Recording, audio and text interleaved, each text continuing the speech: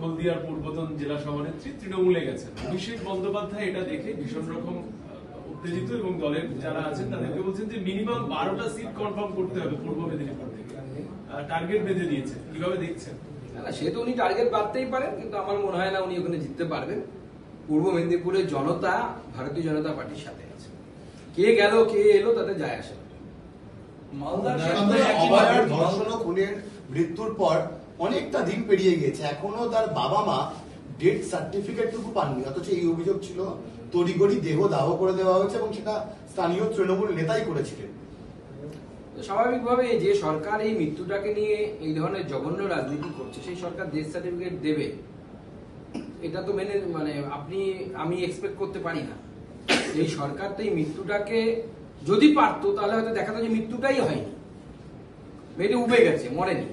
পারলে এটাই দেখাতে পারতো, তারা দেখাতে চাইতো আর কি। কিন্তু দুর্ভাগ্যের বিষয় সবাই মিলে হইচই করার বিষয়টা সার্ফেসে এসে গেছে। কিন্তু যেভাবে তথ্য প্রমাণ লোপাট করে একাধিক লোককে বাঁচানো হলো, পরিষ্কার বোঝা যাচ্ছে যে তারা ডেথ সার্টিফিকেট দেবে কেন। মালদা নিয়েও অভিষেক বন্দ্যোপাধ্যায় তিনি বিশেষ তৎপর। মালদার ক্ষেত্রে তিনি বলছেন যে একে তো তারা কখনোই লোকসভা মালদা উত্তর মালদা দক্ষিণ পাননি, তাতে বলছেন যে ব্লক জেলা নেতৃত্ব ইত্যাদি এর জন্য দায়ী। যারা মন্ত্রী হয়েছে, জেলার বড় নেতা নিজেদের মধ্যে মারপিট করেছে, পরে বিধানসভায় হেরে গিয়েছে। মালদার জন্য বিজেপি কংগ্রেস এরা সুবিধা পেয়ে যাচ্ছে, সিপিএম সুবিধা পাচ্ছে। মালদার জন্য পৃথক বৈঠক করতে চান, সাংগঠনিক বৈঠক করতে চান অভিষেক। এবং মালদায় কি আদৌ তৃণমূলের ফল ভালো হবে? আপনি মালদা দিয়ে নিয়মিত যান, বালুরঘাট। মালদা জেলা আমি হাতের তালুর মতো চিনি, এবং আমি বলছি মালদা জেলায় মুসলিম অধ্যুষিত বিধানসভাগুলো বাদ দিলে তৃণমূল কংগ্রেস কোথাও ভালো রেজাল্ট করতে পারবে না, একটিও সিট জিততে পারবে। খড়দার তৃণমূল যুব নেতার ছেলে নতুন নিদান দিয়েছে, অদ্ভুত নিদান। একজন যুবতী এবং যুবক তারা ঈদের পর বিয়ে করবে ঠিক করেছে, সেই নেতা বলেছে বিয়ে করতে গেলে এবং তারা যদি বিয়ের আগে একে অপরের সঙ্গে দেখা করতে যায় তাহলে অনুমতি নিতে হবে তৃণমূল নেতা।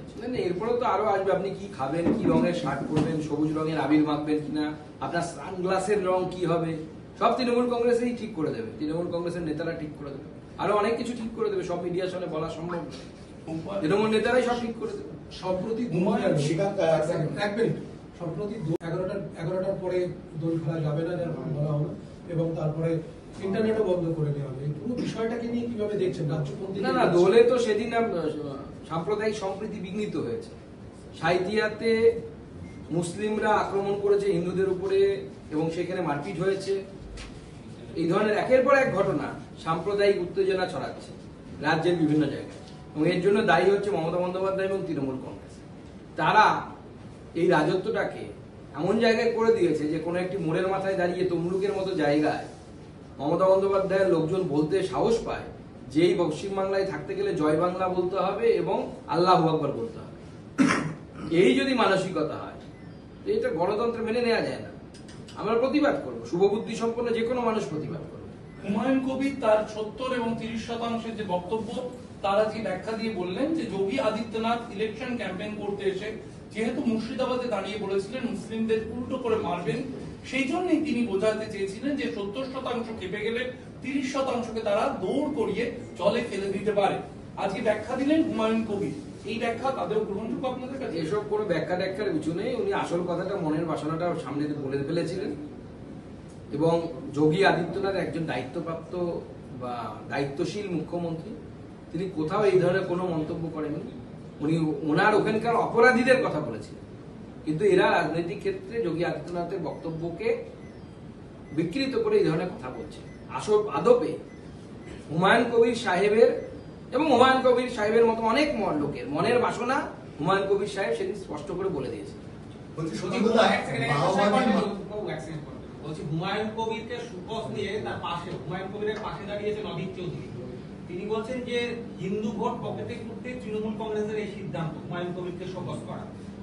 হুমায়ুনের কথাতেই শান্তি অশান্তি হচ্ছে, কিন্তু তা নিয়েও তৃণমূল নেতৃত্ব তারা কেন চুপ? দেখুন, আমি শুধু এটুকুই বলবো, হুমায়ুনকে এই কথাটা যদি তৃণমূল নেতৃত্ব বলার জন্য নির্দেশ দিয়ে থাকে বকলমে, আমি অন্তত পক্ষে আশ্চর্য হব। এই ধরনের বক্তব্য মুর্শিদাবাদের ভোটের আগে, লোকসভা ভোটের আগে করানো হয়েছিল, প্ল্যানফুলি করানো হয়েছিল, করিয়ে পোলারাইজেশন করা হয়েছিল। সুকান্তদা, বর্তমান রাজনৈতিক প্রেক্ষাপটে অনেকে বলছেন মাওবাদী এবং মার্ক্সবাদীরা কোথাও কি মিলেমিশে এক হয়ে গিয়েছে। কোটানকোট দুধেল গাই যাদের মমতা বন্দ্যোপাধ্যায় বলেছিলেন, তাদেরকে তোষণ করে হিন্দুদের আক্রমণ করলে বাংলাদেশ নম্বর করে, এটা বাম মনে করে। দেখুন, বামপন্থা এবং হচ্ছে আমি আগেও বলেছি এক্সট্রিম বামপন্থা এবং এক্সট্রিম ইসলামিক ফান্ডামেন্টালিস্ট, তারা একটা জায়গায় গিয়ে এক হয়ে যায়। এরা দুজনেই মনে করে ভারতের এই রূপ, বর্তমান যে রূপ, এই রূপ তাদের কাছে অ্যাকসেপ্টেড না। তারা দুজনেই মনে করে যে ভারতবর্ষ অনেকগুলো দেশের সমাহার, এই দেশ ভাঙা উচিত। সেটা স্বাভাবিকভাবে তারা এক জায়গায় মিলে যায়, কিন্তু নতুন কিছু নয়। কিন্তু এইভাবে ভোট পারবে না। সমাজ এখন অনেক বেশি জাগরুক, অনেক বেশি শিক্ষিত, অনেক বেশি বিবেকবান হয়ে গেছে।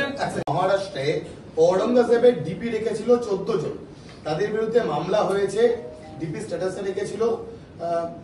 অনেকে বলছেন যে যারা শিবাজির উপর অত্যাচার করলো, হিন্দুদের উপর অত্যাচার করলো, তাদের ইতিহাস বহনের কি দরকার? কিন্তু এই 14 জনের পাশে ইন্ডিয়া অ্যালায়েন্সের নেতারা তারা আবার পাশে দাঁড়িয়ে বলছেন এটা অন্যায়ের কি আছে?